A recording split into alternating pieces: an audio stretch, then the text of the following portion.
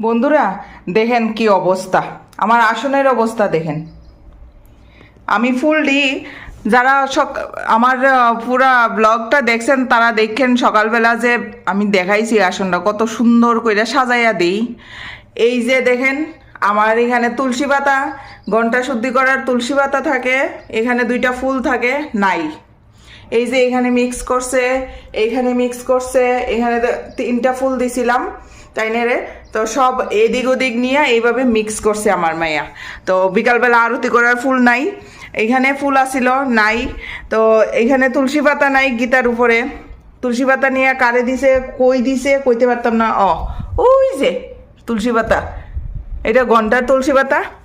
আর গণপতিরে তো মানে কিতা কইতাম, একবার কুলো একবার কাহ কত গানো যে লো।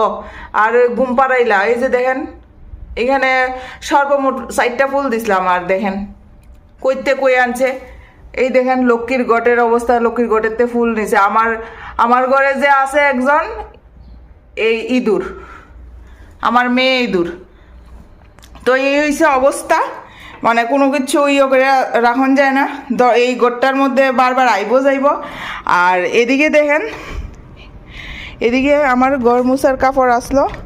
এই যে দেখেন কালকে এই যে এইখানে হারমোনিয়ামটা রাখা হয়, এটার মধ্যে পা দিয়া এখানে উঠা, এই যে জানালার মধ্যে উঠা আমি এডিরে ক্লিপ দিলেও অনেক সময় পইরা জায়গা।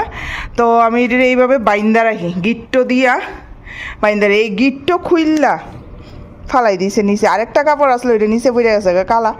আর পরে কালকে এই যে এইডি আর এইটা কইছি তার অনির্বাণরা আনতো, তো আইনা দিছে আমারে সব ঠাকুরের কাপড়, ঠাকুরের ফুল টুল সব কি যে করে তাই পূজা দে।